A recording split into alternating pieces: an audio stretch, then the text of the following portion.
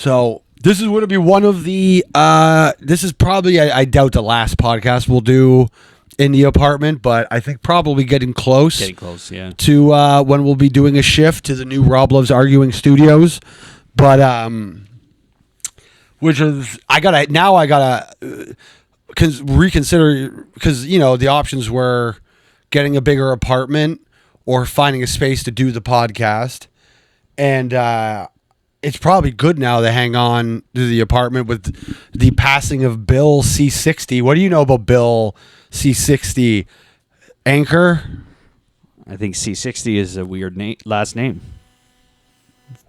Absolutely. Well, I don't know anything. Yeah, I know. It's one of those ones. Listen, so Bill C60, the idea is there's a couple provisions that come into it. Let me try to explain this as cleanly as I can to people, the parts that particularly matter. Now, here's a few good things. Because, listen, I think we all knew that the tenant rights in Ontario were a little too strong. Like, the ability for some people to grift the system for huge periods of time you were able to do it for way too long if you knew how to maneuver the system. And so loopholes had to be closed. One of the loopholes they closed with this was you can't produce new evidence halfway through a court case when it comes to an eviction. The reason that's important, that sounds mean, what? But there's new evidence. Well, there usually isn't. What? Oh, sorry. I was gonna guess, but I know. No, go ahead. Well, it's most likely used to delay. Yes. Yeah. Absolutely. So now they can drag on a case that should have been 3 months. They can drag it on to 6 months.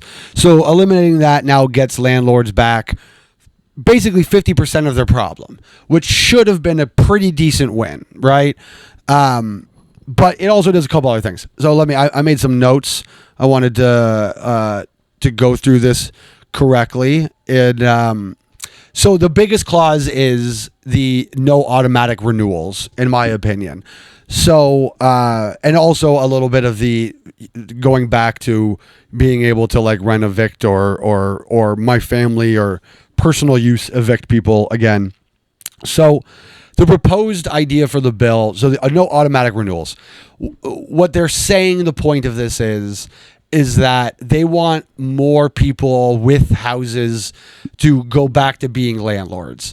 So they're saying the tenant rights were scaring people from being landlords because, okay, you have a granny suite in your home, right?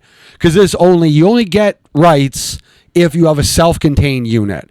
If you're just renting a bedroom out in your home to somebody, that person has no rights. You can kick them out whenever you feel like. But if they have a self-contained granny suite, no access that you share, it's its own unit, they have tenant rights. And so what the point is supposed to be is that now it'll be easier to evict those people. So say, Sanker, you're living in somebody's basement, right? Sure. They rent you the granny suite of their home and whatever. And they go, hey, my cousin's moving back to Canada from he was fighting with the IDF to kill Gazan children, and now that they finally wiped all of them out, he's coming back to Canada to celebrate victory, and he were to put him in a basement, and so now we need to kick you out. So before, they would need to provide you 1 month's rent for doing that, which is not a lot considering they've just removed you from your home. It's I get that landlords can look at it and go, oh man, it's so difficult to kick somebody out of the place that they live.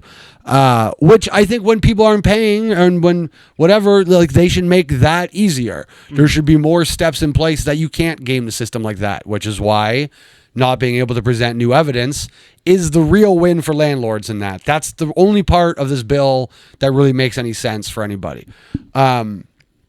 The other part now, so you can go, oh my, and by the way, their cousin's not moving back. Their cousin's actually Gazan and they were killed by the IDF, but they want to lie to you about it and tell you that's what happened, that their cousin's coming back. Their cousin's in a body bag, but they want to lie to you and tell you that's what's happening because they actually want to raise the rent on it, and they think they could put a new countertop on the bathroom and that'll be worth $300 a month.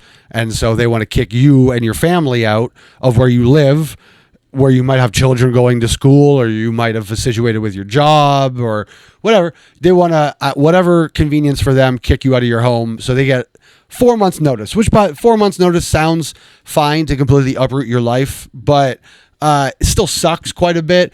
And I think the 1 month rent was a nice way of going like, hey, we've just unnecessarily, for purely greed, removed you from your living situation. So here's 1 month to figure that out, to help, you know? But that 1 month for kicking people out of their home was too much. So that, and I'm going to be fair to landlords. Again, 6 months, too much time spent on that. You could really like that. No new evidence. I'm with you, but that part, no automatic renewals. So what this means is essentially it gets rid of any security you have after your lease expires. So you basically, Sanker, you you find a good deal on a place, you move all your things in, you go, great, this is where I live now. Well, they can just get rid of you at the end of the first year. They don't have to have a reason. Right. They don't have to whatever. They can go, 1 year was enough for us. Thank you very much. And now get you out of your place and whatever. So that's nice. That's certainly, it's a good time in Toronto, ladies and gentlemen. If you're going to Rob Mayhew's market tips of the week, if you are looking for work, new immigrant people, this is probably, and this is the intention. They want the only jobs to be Uber drivers, movers, and real estate agents. Those will be the only jobs that remain in the future. If you're a leasing agent, Bill C-60 is excellent for you because people are going to be moving. They're not going to have a choice. We are going to see everyone it is going to be apartment roulette in Toronto because every landlord's going to go, you know what? If I hang a plant over there, I could probably get $50 a month more out of this place. Hey, get the fuck out. Go live on the fucking street because I think that this apartment's now worth $13.50 as opposed to what it was worth before. It's literally, this is Tinder for landlords.